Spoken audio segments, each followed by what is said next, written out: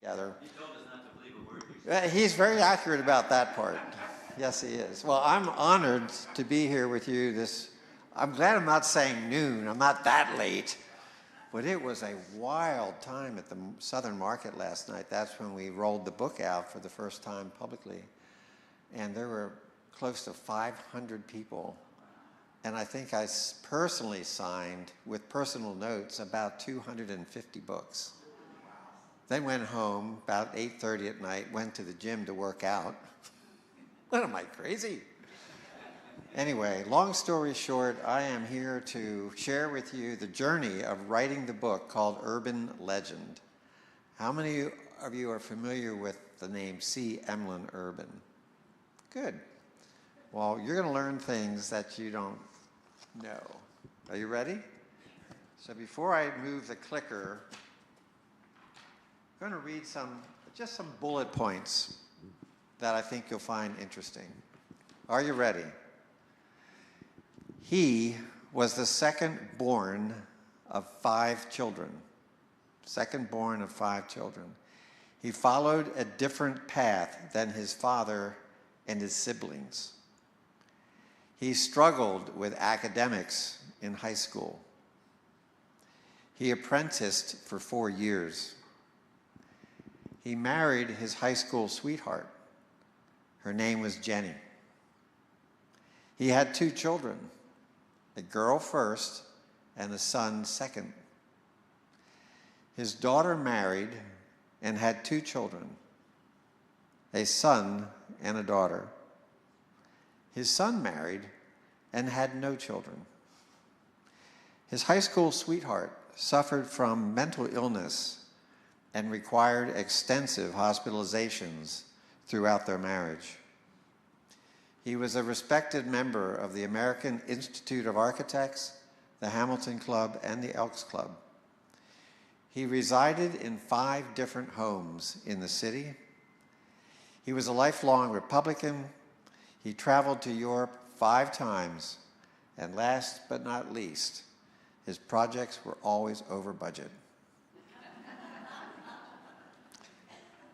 So who are we talking about? Anyone have a guess? Take another guess. And take another guess. Me. You're probably thinking that was C. Emlen Urban. Well, guess what? It's also C. Emlen Urban. The 2 of us ran parallel lives. Is that amazing? Everything I've read to you, all 14 bullet points, our lives have been woven exactly like that, including marrying our high school sweethearts, including having mental illness following the birth of our children, having the children in that order, girl first, boy, then their offspring had boy, girl. I mean, the parallels is really one of the driving forces as to why I felt compelled to write about this fellow architect. Now, he was born in 1863, during the Civil War, but right before Gettysburg battle. And I was born in 1949, so we're many years apart. He died in 1939. I was born in 1949. Just these kind of weird things going on, but those parallels that I read to you just made my hair stand up. It's like, this can't be possible. There can't be this many connections. And it really, as I said, really had me inspired to research. So now I'm looking at our faces up on the screen, and there's our axes, and there we part our hair on the same side, and we even have the same ears. Look at the ear on the right. You see that? They're exactly the same. That's not exactly why I wrote the book, but I thought that was kind of curious. Let's just say it's curious. So let's talk a little bit about him before we jump into the book itself. So Mr. Urban, as I mentioned, was born right before the Battle of Gettysburg in Conestoga Square. Today we just call it Conestoga on the southern end. When he was 10 years old, his parents moved to Center City, Lancaster. So they moved from Conestoga. Now this is in 1873, predating automobiles. So moving from Conestoga to Lancaster City was a journey, and it was all done with horse and wagon and whatever they needed. As soon as they arrived, when he was 10 years old, they enrolled in the city school district, and all 5 children matriculated through the school system. Mr. Urban graduated from the boys' high school in 1880. What's curious about that is he graduated from the high school, 12th grade, tied for second place. I mean, he was tied for last place. Remember I said he struggled with academics? So did I. And nevertheless, even though he was tied for last place scholastically, his fellow students and the faculty asked him if he would please provide and write the valedictorian address for the graduation. Last in the class, he's standing and representing his fellow classmates and delivered this speech to the faculty, his family, his friends, and his fellow students. You can find it online. If you Google C. Emlen Urban valedictorian speech, you'll be able to weave through. It's a very complex written speech. I've read it a number of times, and it's written in the 1880 language. They spoke differently then, and they wrote differently than we do today. But you might find it enjoyable. I have some quotes in the book from the speech that he delivered, and he talked a lot about the future and what they would expect to find as they moved from high school into their life. So after he delivered his speech, he did not deliver the speech at the high school. Back in those days, they would have those kinds of events at what we today call the Fulton Theater. Back then, in 1880, it was called the Fulton Hall. And it was really a community gathering space. It was a lot less plain then than it is today. And so in 1880, his class and all the members and faculty and students and family went to the Fulton Hall, and he stood at a podium in front of the audience, and he delivered his address. The audience would not stop applauding until he stepped from behind the podium and gave a bow. Then they stopped. That's how revered this young man was at the age of 17 in our city. Isn't that amazing when you think about it? A young man of 17 with that kind of influence. So he elected not to go to college, maybe for 2 reasons. One of 2 reasons, which I don't know. One reason would have been in 1880, there were only 3 or 4 universities in the United States that had architectural programs. Number 2, they probably did not have the wealth to send their son to the university. They had 5 children, and Amos Urban, his dad, was a carpenter. So he didn't come from great depth and means. Maybe there was even a 3rd reason, and that is his scholastics weren't that impressive.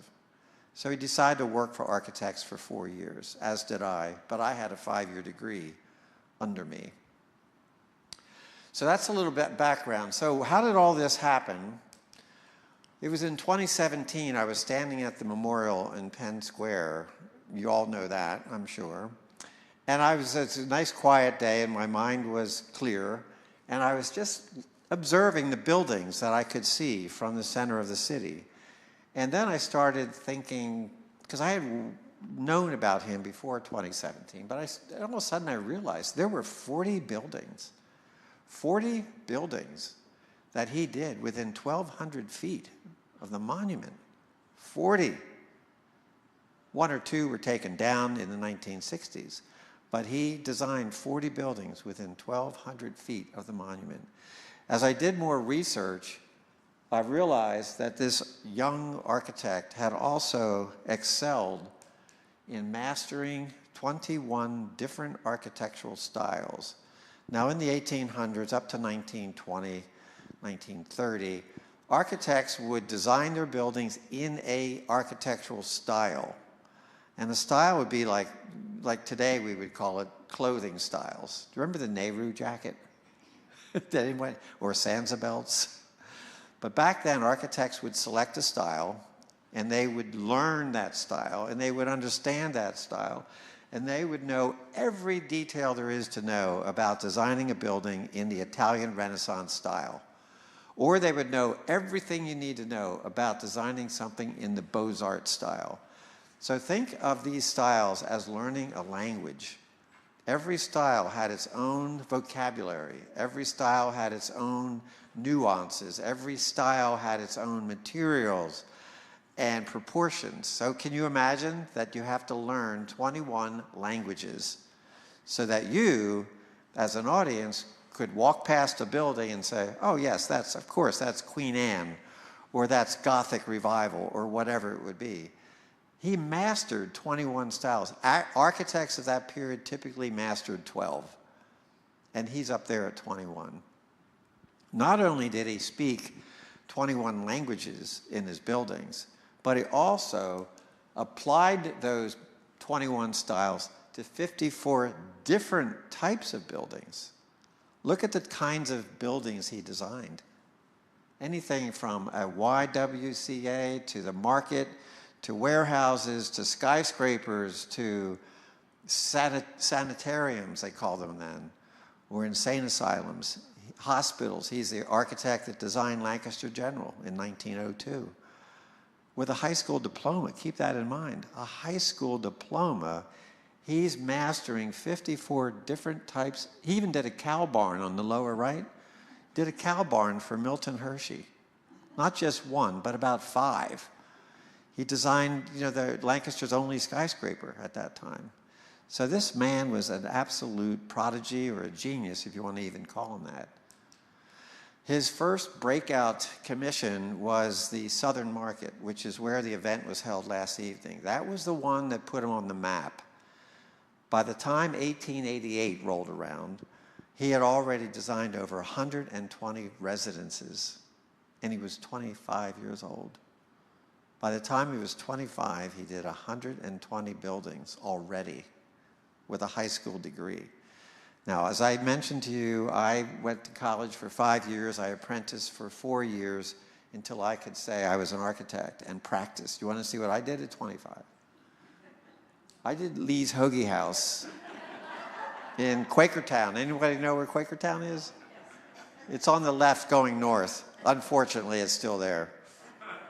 But look at the difference. Look at the comparison of his knowledge. I couldn't even get a hoagie house right.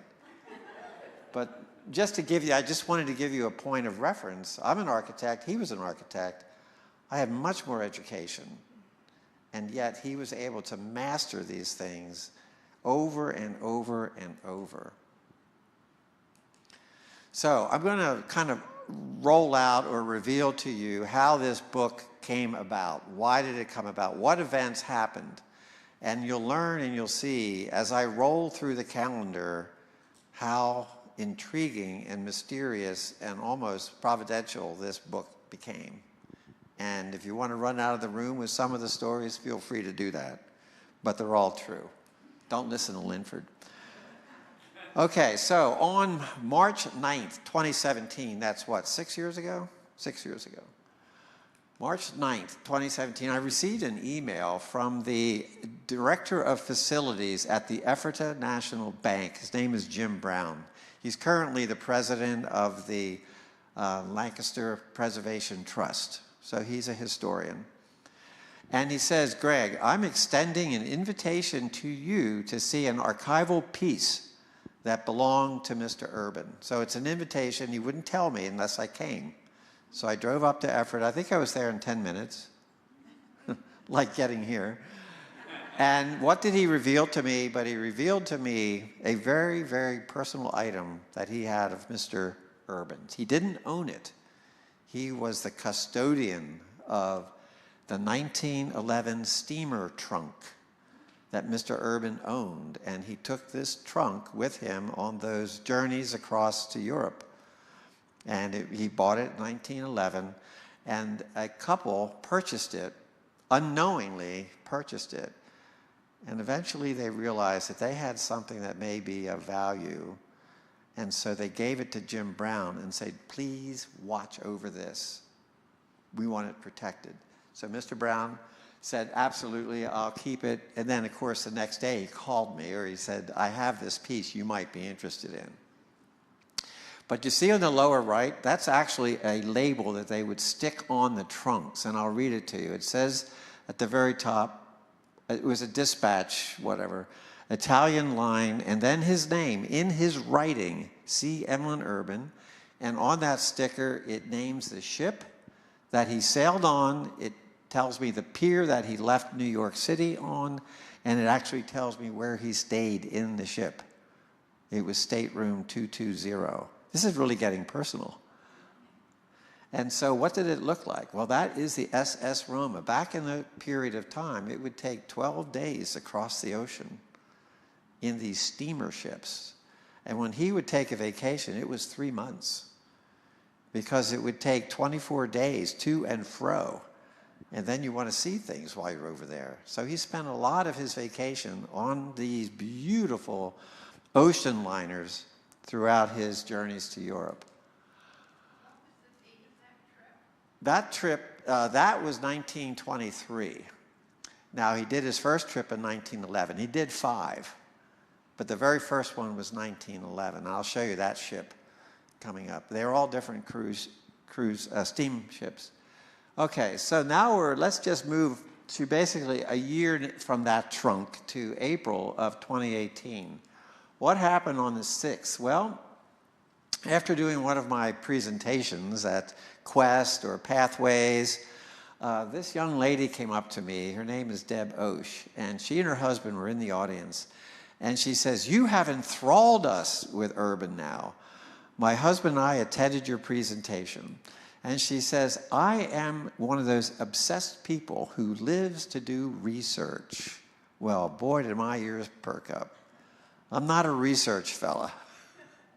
And so she volunteered to do my research on anything historical.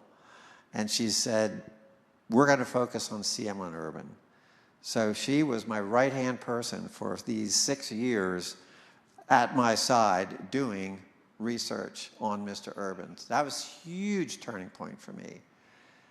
The other thing we revealed as we started researching, she found out that her husband, Paul Osh, was actually Urban's 3rd cousin. Is that crazy? Was she somehow mysteriously put with me to help with his journey? Her husband is a 3rd cousin? Not 5 times removed, 3rd cousin. Okay, well, let's just keep going here. Wonderful people. And they live here. I mean, they're like 5 minutes from Landis.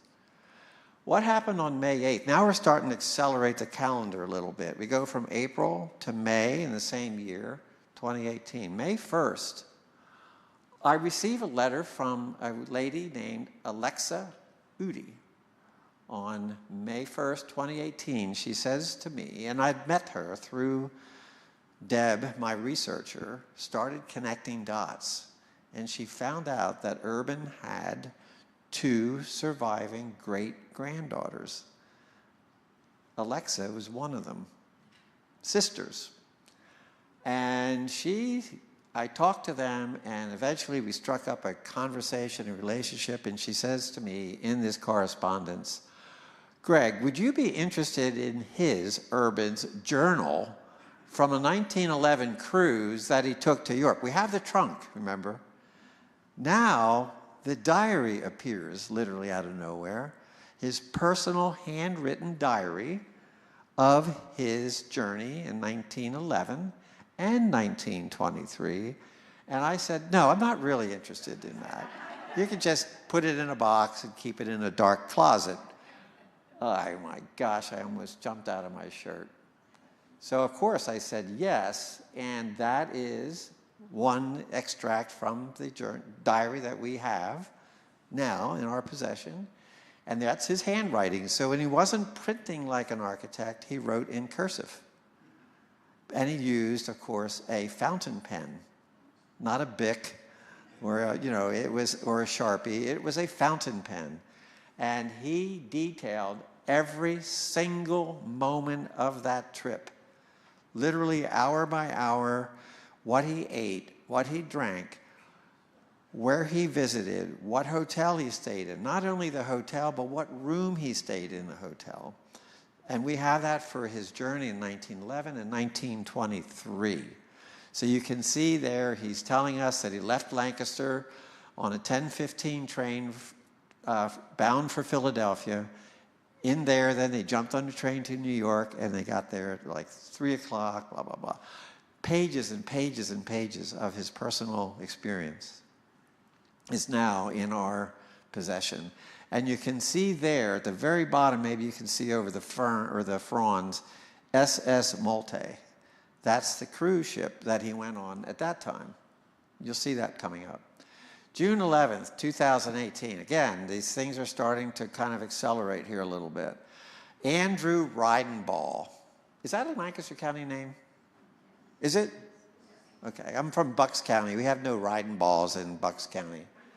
So who is Andrew Reidenball of all people? Well, it turns out that his father, John Reidenball, was also an architect, and John Reidenball took over C. Emlen Urban's practice after he passed away. He took over not only many of his clients, but he also possessed all of his drawings and some of his personal things.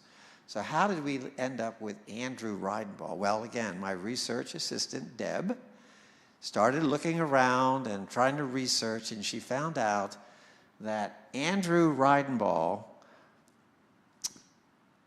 well, let's back up for a second. John Reidenball, who took over Urban's practice, moved from Lancaster to Arizona. And he took with him all the drawings of Urban. He took with him these personal artifacts from the architectural practice with him to Arizona. He passed away. His son is Andrew. Andrew then gathered up all the drawings and all those things and then took them to California. So now we're from Pennsylvania all the way to California is where Mr. Urban is kind of living in boxes. So I made a connection with him, started a conversation and a relationship with him. And he says to me, how about I just pack up everything in crates and ship them to you? I want you to have them. It's like, oh my gosh, are you kidding me? What a gift to our community to have Mr. Urban come back from California. And so what did we get? I had wooden crates delivered to my office, and I was literally, they put ammonia salts under me because I was passing out with every drawing. So in that box were these original ink-on linen drawings. Back in the 1800s and 1900s, you did not draw on paper. You drew on what was called linen. And it was a paper-type product, but it was impregnated somehow with linen fabrics or something. And you would take your ink pens and you would draw. And if you made a mistake, you start over. There was no whiteout back then, and you just didn't have it. It was all hand-drawn. So you see these beautiful drawings that are literally pieces of art. So that is the Kirk Johnson building down on King Street. It exists today, 110, 113 years old. Still there today. So that was in the crate, the original drawing, and it stands a little less tall than I am. It's a huge drawing, and because he wanted to draw in really big details so that the construction people could understand what he was trying to accomplish. It included our schools in our city. The Fulton, well, it was the Fulton High School. It's on Orange Street now. It's currently the elementary school. But we have all the drawings of that building. We have drawings of buildings that were built and torn down. This was actually a General Tire service station on West Orange Street. If you're familiar with that neck of the woods, you're heading west on Orange, and there is that, you can veer right on a curve. It's called Marietta Avenue. It turns into Marietta. Well, at that triangle, it looks like a piece of pie, that beautiful gas station sat, and unfortunately torn down. But I have the drawing, so if any of you want to rebuild it, let me know. It was triangle building. It was a very ingenious building. I have the floor plans, the elevations, the cross sections, and it sat there as like a little mini mart there. So in addition to these hundreds of drawings, he also sent along about 40 of his personal books from his library and his signatures in them. When was it torn down? Oh, it was probably torn down in 1960. Yeah. And we have beautiful photographs, black and white photographs. It is a stunning Spanish Revival building. So remember, the Kirk Johnson is French Baroque. The high school is neoclassical. The other building was Spanish Revival. That's that language I'm talking about. The guy was a genius. So I also was recipient of his personal library, the books that he would use to design from. Back in 1900, he did a lot of his work before 1911. That's his first trip across the pond. Before 1911, all of his inspiration, all of his details were gathered from photographs and reference books. And we have those. And some of the pages are, what do you call it, dog-eared, or when you bend it over? And I could see the dog ears, and then I could find the building in Lancaster. Yeah, so he would use those for his inspiration. And the books were signed. So his initials or his signature and date were in the books. In addition to the library, I opened up, this is when I really passed out, is he had his sketchbooks when he was 25. Lee's Hoagie House was not in the collection. But what was in that collection were his doodling, his drawings, his ideas that he had. So this sketchbook was filled with these drawings. And so, of course, the first thing I did was photocopy them and then race around the city trying to find them. As it turns out, they were just an idea book. I can find bits and pieces from these drawings, and you'll see them in the book that I wrote, that I can tell you where these details are, in pieces, but not a whole, because he was very young at that time and he was experimenting. All right, now we're at March 2019. We're still not into the 2020s yet. March of 2019, I had the great pleasure of meeting Mr. and Mrs. Fred Husson. Anybody know them? They're literally right down the street. You know them? That's right, Fred is over in, yes, I just met with him less than a year ago. He is a storyteller. And so who's Fred Husson? Well, Fred Husson was the executor for Mr. C.M. Urban's daughter-in-law. If you remember, I said Urban had two children, a girl first and a son second. The son married, but had no children. So Fred was a cousin to Marie Husson, or Marie Urban. So let's tell the story. So Fred had in his possession the only portrait of Mr. Urban when he was 62. There's only 3 or 4 photographs of Mr. Urban, period, that we have. I saw this in a newspaper from 1924, and you know what photographs look like in a newspaper. They're a bunch of dots. Well, Fred Husson had the actual photograph. I about passed out on that. You could see his sparkling blue eyes. You could see his eyeglasses. You could see his ears. You could see everything. And it's like, oh my gosh. So that was a huge plus, because no museum in our city had any photograph of him when he was 62 years old. Yeah, he moves it around. We do that. And that's his son, Rathfon. He had one boy, Rathfon. Here's another one I forgot to tell you. Remember the bullet points I was going over? I left this one out. I don't know why. But Mr. Urban set up a trust fund for his troubled son. His son struggled. They had a good relationship, but his son just couldn't get his gears in gear, couldn't get going with his life. And so Mr. Urban set up a trust fund to take care of him. Guess who else set up a trust fund? For my son. The parallels are just crazy. Crazy, crazy. And he bought a house for his son. I bought a house for my son. It's just like, Ed, I know you're laughing over there. You can't believe it, can you? You think I'm making this up, aren't you? Do you think I'm making this up? Deb Osh, my researcher, makes sure that I'm accurate. So there's Rathbun, Merrill, and Rathbun is a family name. And so there he is. He's very bright. He went to Penn. He went to, gosh, where else did he go? He went to several, Carnegie. Went to several universities, bright, but he just couldn't get that going. So Fred Husson tells us that Mr. Urban loved Packards. And so he would buy Packards and he would tool around our community in his Packard. So when he passed away, when Mr. Urban passed away in 1939, his son, Rathbun, inherited the Packard. And then Rathbun would drive around in this beautiful car that you see here. And Fred Husson always remembers that. Now, he said his recall was there were yellow in those tires. So white walls, but then there was a yellow trim. And I haven't found an example of that yet, but I'm still looking. So Fred Huss is just filling us with fun stories about his memory of the Urban group.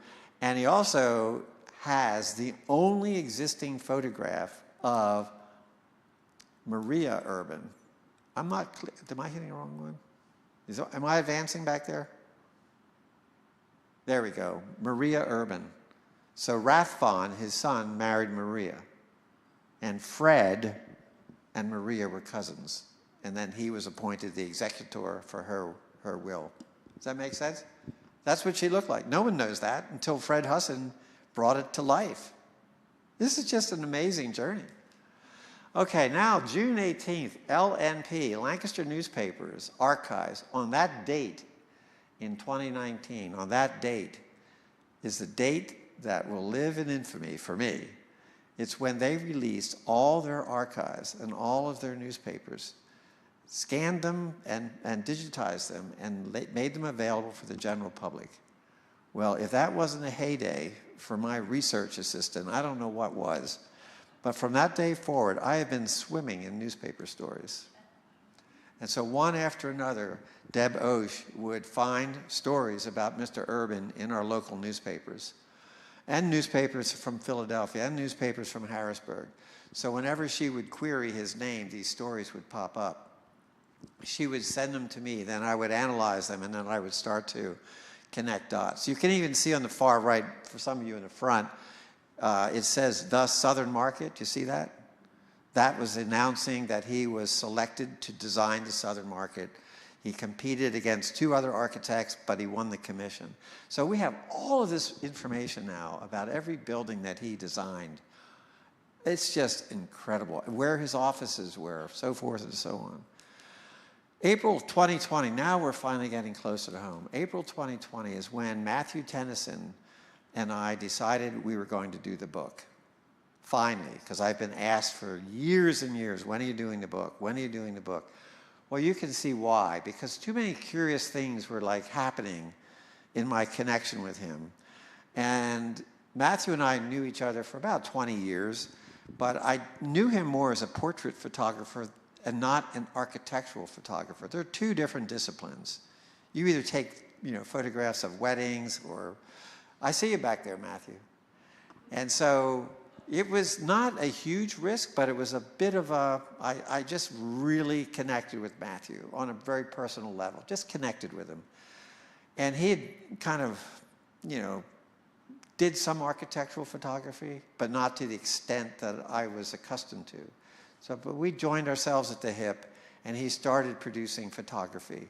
And he'll tell you, I was quite critical of his early photographs of Urban's buildings. I was looking for more.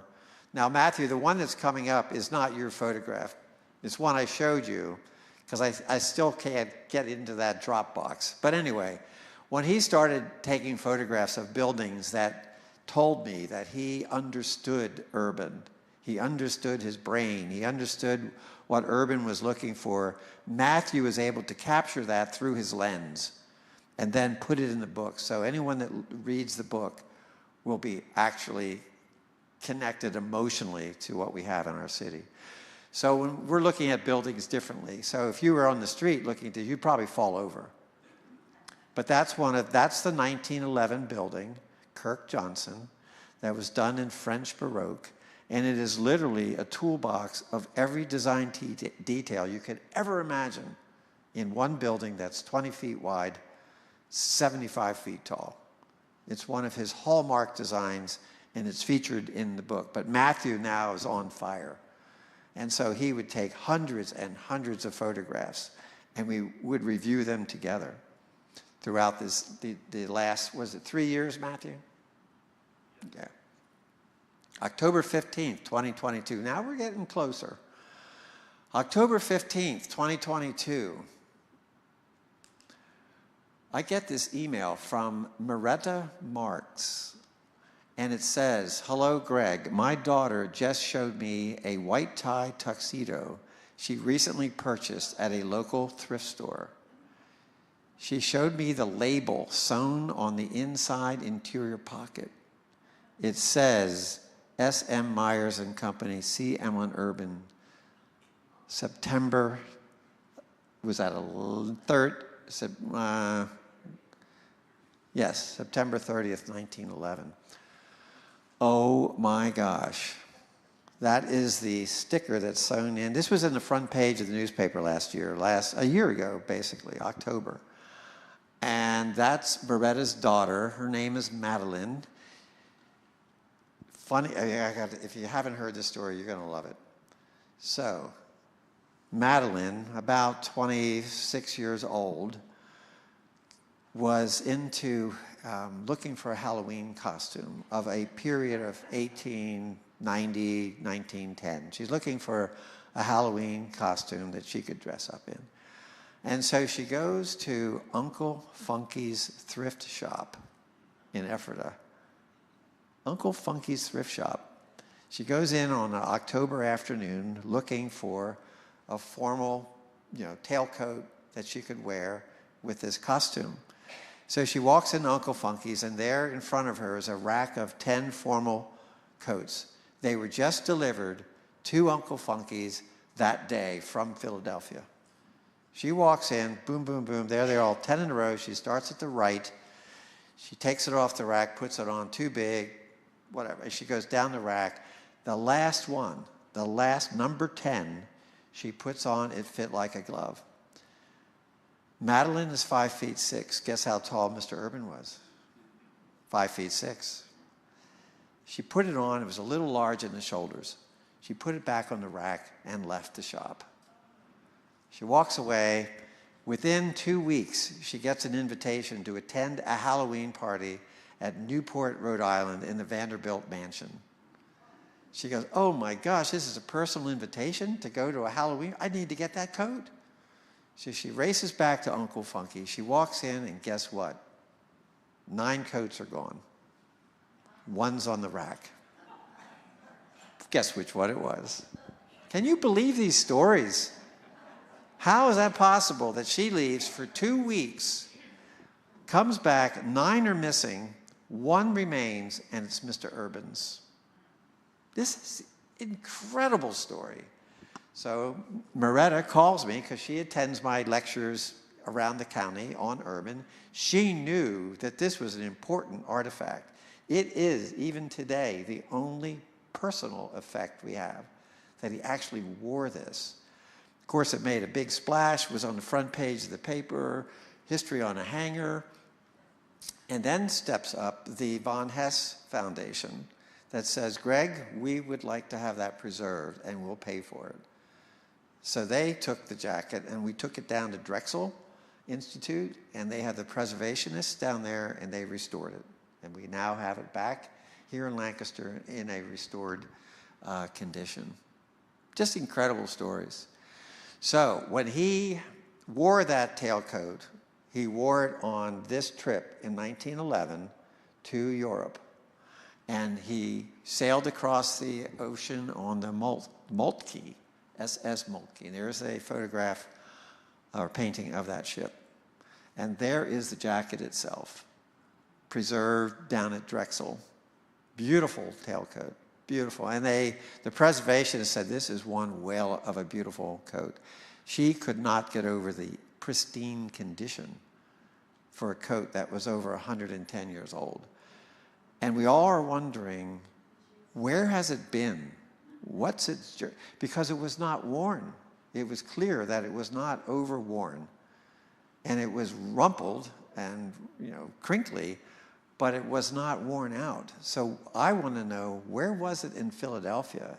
How did it get? I don't know those answers, but I sure would. But there he is, and you can see they built a body cast. So you can see that Mr. Urban was not a skinny little man, but he had a nice belly on him. And yes. I'm sorry? Did she wear? I was going to put her in jail if she took it out of our county. No, I made sure that Lancaster County got his coat back. So I paid a ransom money for it. I didn't care. We wanted it. It needed to be back with us. And it is now at the Lancaster History Museum. But I think it's fun just to see how they would wear those. So now, where did he wear it? Let's take a look at that. So, this is another curious story. We're just going to keep going up to scale here of dates. So May 10th, 2023. I mean, that's 6 months ago? 6 months ago, May 10th, 2023. Lancaster County Magazine. I get a call from Sue Long. She's the owner of the Lancaster County Magazine. She calls me, and literally, I was in Maine writing the document, writing the manuscript for the book. Literally, I hit save on narrative number 25, and this email pops up. She sends me an email, and she said, we would like to do a special feature in our magazine on your upcoming book about Mr. Urban. And I said, well, I'm honored. She said, well, what I'd like to do is send one of our reporters to you to interview you in May or June, whenever it was. And so I said yes. So we met, I forget where we met, somewhere out near that gas station that got torn down. So we're in Urban's neighborhood. So May 10th, I get that information, and she sets me up with Mike Upton. Mike Upton happens to be a graduate of McCaskey High School, and during the course of our conversation, so he interviewed me, a long interview, and if you haven't seen the magazine, it came out a week and a half ago maybe. It tells all about, he did the interview, and it tells all about my journey and why I'm doing the book. So then I tell my Deb Osh, my research person, I said, hey Deb, I'm being interviewed by a guy named Mike Upton. So she starts doing her genealogical research. Guess what? Ed, I know, just stop laughing. So it turns out that Mike Upton, unbeknownst to him or anyone else, through Deb's research, is Mr. Urban's third cousin. I know people are shaking your heads. I'm still shaking my head. This can't even be true. This is just insane. Over and over, we get these things happening. So on May 13th, Matthew and I decided, an architect and a photographer in a boat in a pond, we just go in circles. Because two creatives sometimes have a hard time putting a rudder in the water to move in a straight line. But our goal was always to have this book available right now, the middle of November. Here we are 6 months from Monday. We had no book. We had no one to even put the book together. We had piles of photographs. We had lots of narrative and lots of stories written, but nothing to assemble it into something. So we met with Fig Industries. You know the Fig magazine? Well, the owner is Deb Brandt. Deb Brandt was our rudder. And one whale of a rudder she is. We cannot, to this day, believe we put this book together in 6 months. We self-published. None of us had ever done a book before. Matthew didn't. I didn't. Fig never did a book. Magazines, yes, but a book is a different animal. None of us did it. And here we presented it yesterday in 6 months. No one can believe it. Any of the professionals in the business of publication can't believe we did it. So Deb says to me on May 13th, which was Monday, this Monday was 6 months, woohoo, here we go. And here we go is right. So now the rudder was in the water, the engines are full steam ahead. As I like to say to Matthew, we're cooking with gas. So that's the Fig team. And it's about a 10-person office down at South Duke and Vine Street, all professionals. And you see that gentleman in the back? That's Jason. That is Jason James. Jason is 6'7".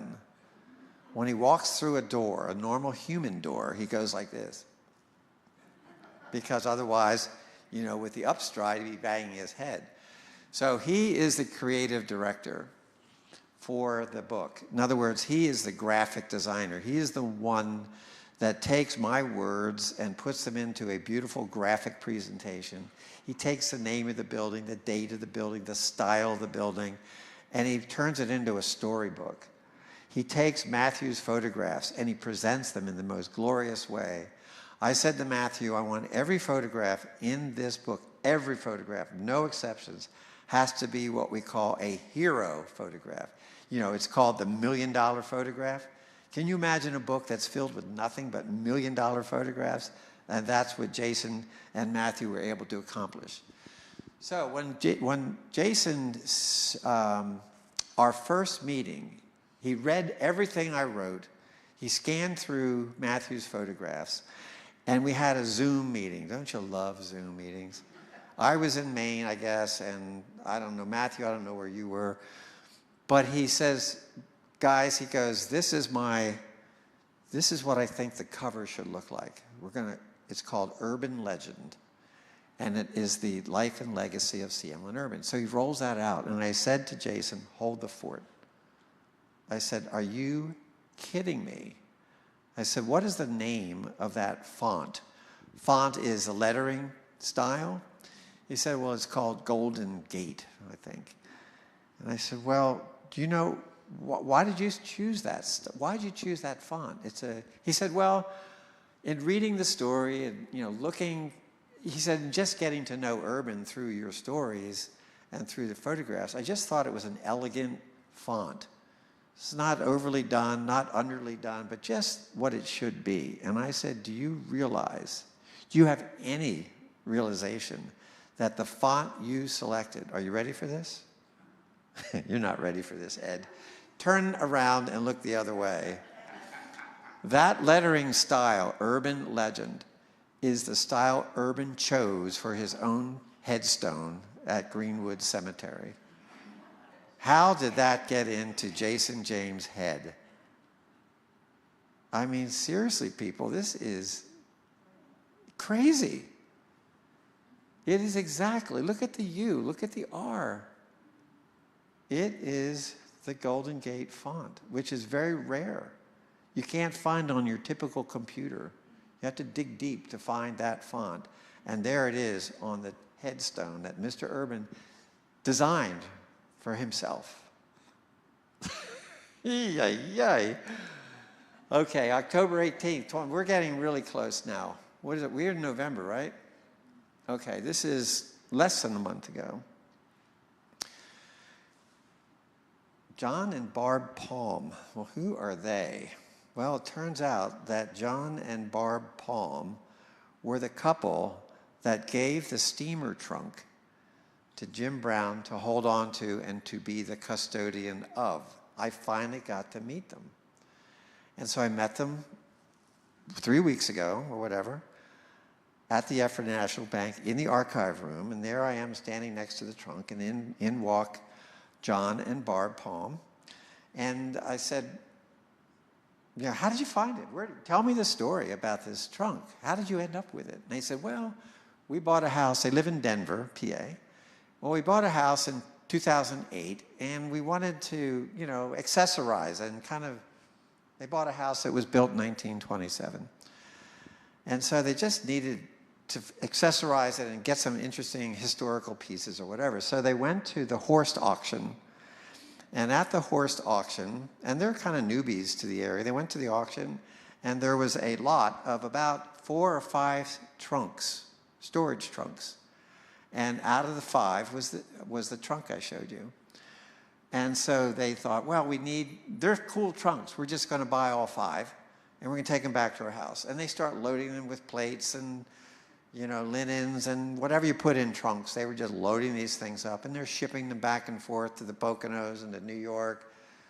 And that trunk that I showed you was all over the place. And that was 2008. In 2017, and they decided somewhere along that way to put that trunk in the attic. The others they kept active, but they just thought, we're going to put that in the attic above the garage.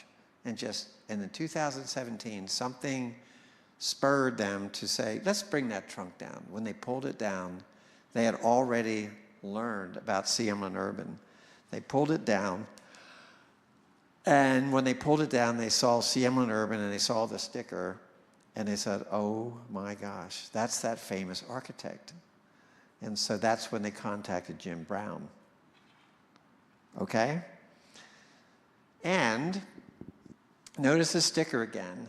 That sticker, how did that sticker survive? When they're schlepping this thing up and down attics and up to Poconos in New York, somehow that sticker was hanging on and didn't break off. It was very brittle, remember. It's a 110-year-old piece of paper that never fell off. Okay, so here we go. In those diaries, we found that Mr. Urban loved staying at the Hotel Cecil in London, England. And so when he and his wife Jenny would travel to London, they would stay in this gracious grand hotel. This is an advertisement from that period of time that shows you the caliber and the exquisite interior and personality of that hotel. And what they did in that hotel was they would dance the night away in their formal attire, his tailcoat, his white shirt. And you'll notice the name of that room that they danced in was what? The Palm Court. Who owns the trunk? John and Barb Palm. I know. And that is their residence in Denver, and guess who designed it?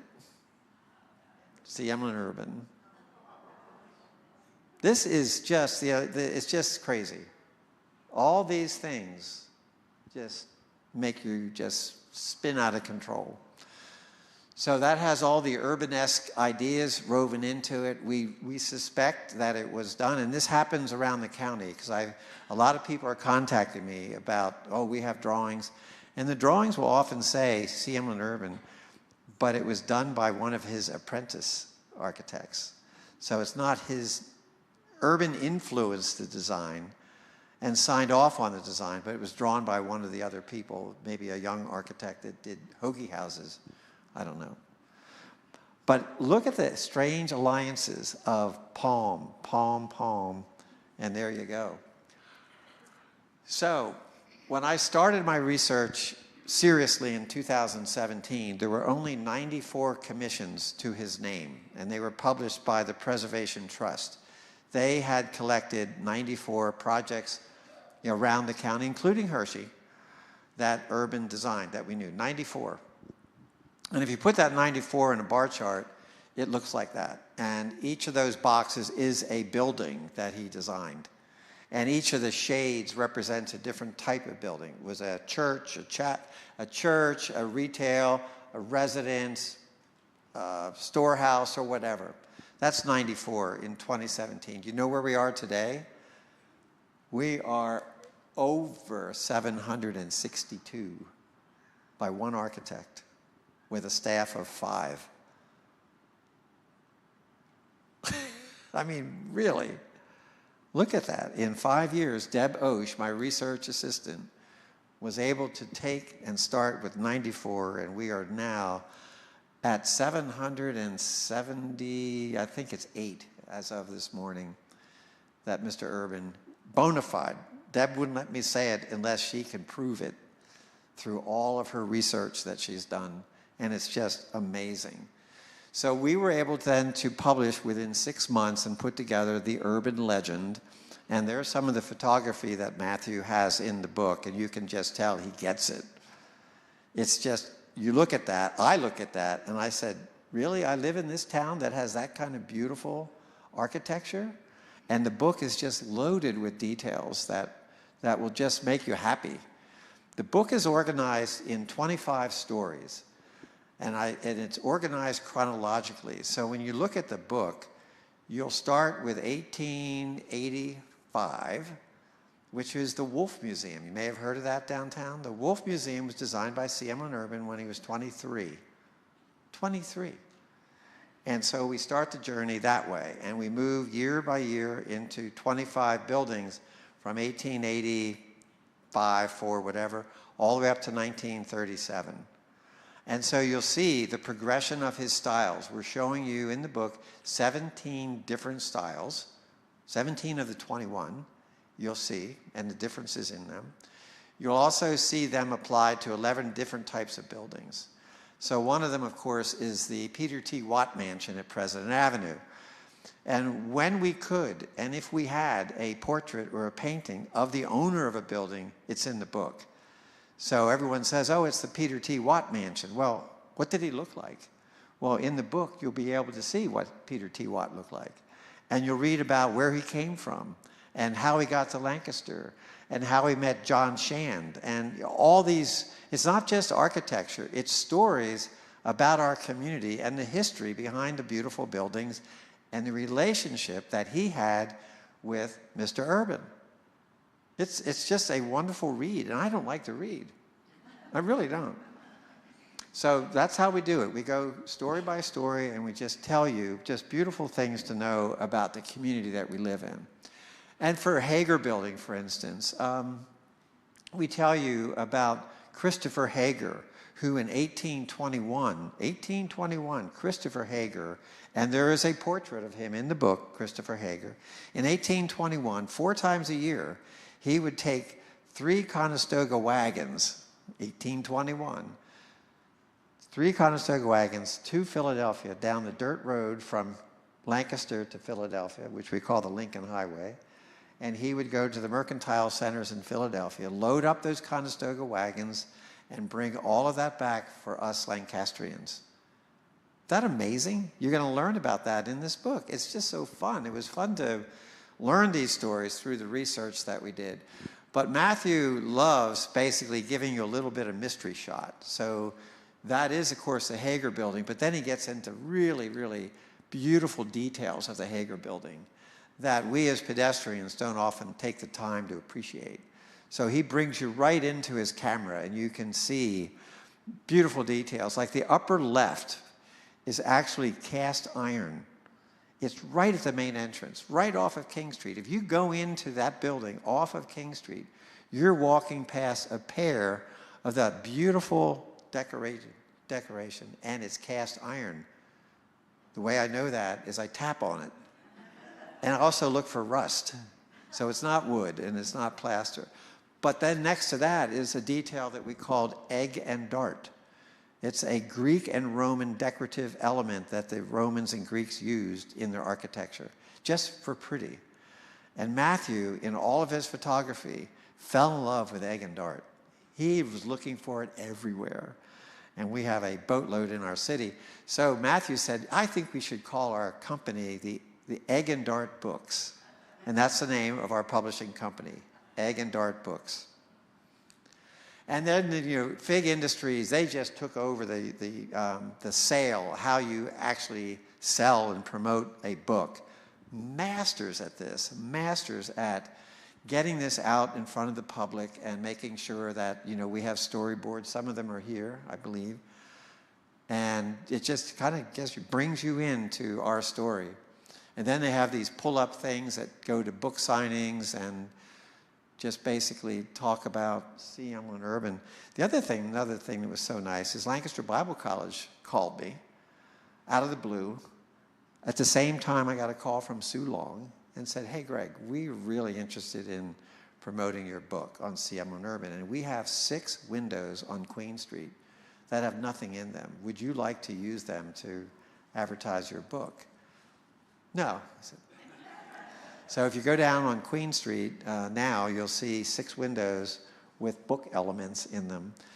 Later in this month, my wife and I are going to take 2 of the windows and actually make them into like department store windows. You can actually look in. So they're like little mini, I'm reproducing a 1910 architect's office with a 1910 drawing board with the old T-square and the drafting stool. Blueprints. Actually, on the drawing board will be some of the original drawings that Urban did. So as passerbys on Queen Street, you'll be able to peer in the window and see what an office looked like in 1910. And the other window has a pile of the books that we've just produced with, you know, Urban's eyeglasses on it. It's just going to be fun. So 2 of the windows of the 6 will actually be 3-dimensional. I don't know when I'm going to get that done, but we'll get it done. So that's my report. Are you glad are you still angry because I was late? Any questions? Any questions? Did the Palms know that house when they got it, that it was designed by? Not a clue. They had no clue. They just thought they were buying a 1927 home. The exterior, their house is actually called an American Foursquare. Urban did a handful of American Foursquares. They call it a Foursquare because literally it's a box with a pyramidal roof on it. But Urban always took the box to the next level. So he introduced keystones over the windows, which most of them didn't, elliptical windows. He put his signature on it. That's why I knew he had his hand in their house, because it's just shouts Urban. They didn't know that. They certainly didn't know it when they bought it, because they didn't even know Urban at that time. But it was a lot of fun. Delightful couple. Oh, by the way, so I'm standing there with them at this trunk, and I said, thank you so much for coming in and meeting with me. I said, I'm really here just asking you politely if we may borrow this trunk for the grand opening of the book, which is tonight at Lancaster Museum. Because I said, Lancastrians would just love to see pieces of Urban that are real. And they said, borrow it. We're here to give it to you. They gave us that trunk to the community. I mean, it's just a miracle how this whole thing has just come to play. It's been a blast. It's been a privilege for me to tell the story and just be part of the story. And I tell everyone that I meet, that everyone says, well, Greg, you finally wrote your book. And I said, it's not my book. It's Urban's book. I'm the scribe. The book is Urban. I'm just writing about him. It's not my book. It's Urban's. And that's why, and Fig could not believe this. When they first showed me the cover, they had my name on the front. And I said, I don't want my name on the front. It's not my book. What do you mean? Every author puts their name. I said, it's not my book.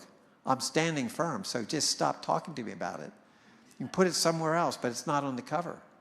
But they won't sell as well. You're known. I said, it's not about that. And so you won't find it on the cover. It's on the side, you know, what do they call it, the spine? And on the inside, very small, it says my name. But that's not what it's about. It's about our community. It's a book for the community by Urban. And that's the way I want it. Okay, there you go. So who asked The question was, why? Why did you choose the word legend? I chose the word legend and the cover. Matthew, can you bring the book in? I want you to see the actual book and its cover. And that was all intentional too.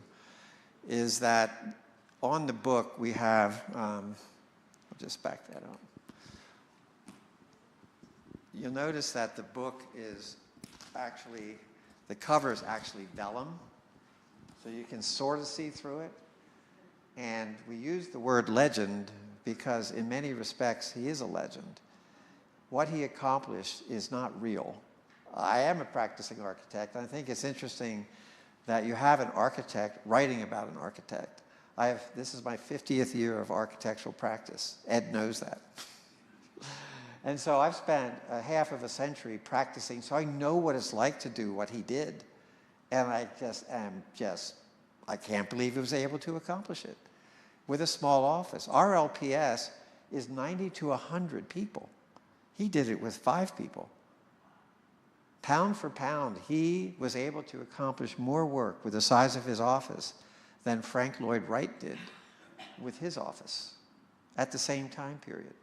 So to me, it's a legend. And so we wanted it to sort of have that mystery The cover is intentionally vellum, so you can see him through the fog, and you can wonder about, what is this book about? And then when you start reading it, you'll just... And in the book, we also put in his drawings. So inside the center of the book, you'll be able to actually see examples of his pen on ink drawings, which you just don't see in books today, especially by architects. The other thing we put in was a timeline. So there's a fold out in the book where you basically open the page and it folds out, and we've listed over 750 projects by name, by year. So from 1884 all the way up to 1939, you will see every project that he has his name on. And I guarantee one of your homes may have been in that. I mean, you think about that. That's a lot of buildings. And people are showing up all the time. Even last night, people said, I didn't know it was in an urban.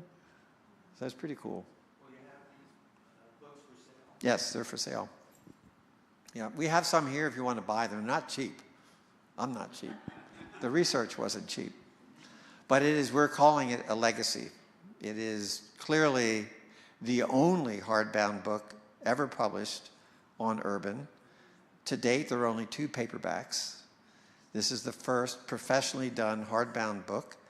It is the only book in the city of Lancaster with beautiful photography of 25 of our buildings. So it's a book to make people feel proud about the community that they live in and are part of. That's why we did it. We did it for Lancaster. I did it because I've been asked to do it by people in my audiences for years. And in order for me to accomplish that, I was sort of getting hit on the head by a lot of these events that said, you need to do it. And I retired from RLPS 5 years ago. That freed up a lot of time for me to focus on what I needed to do to make it happen. So it's been a real fun journey. Yes?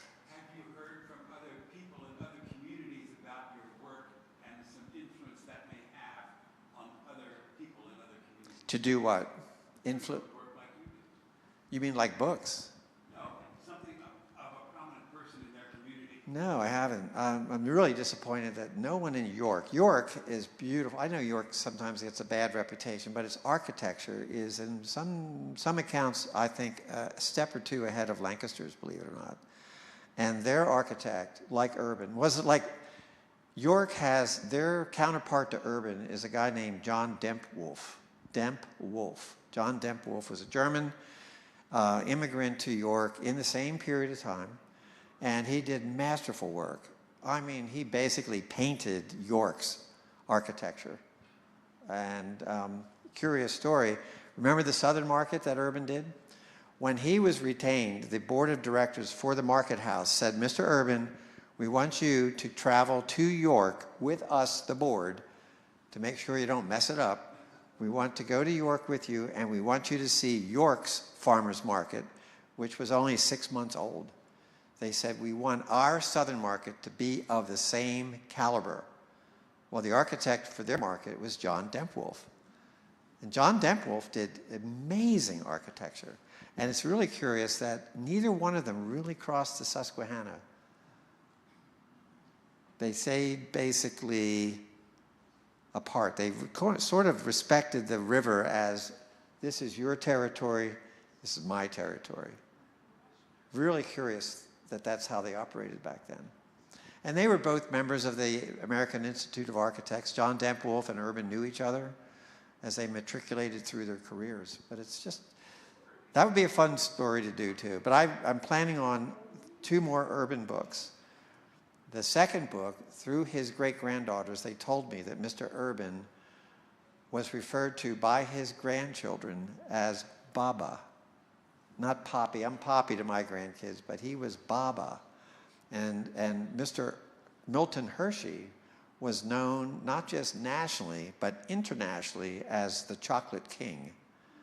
And so the title of the book will be Baba and the Chocolate King, because Mr. Urban did every architecture building for Mr.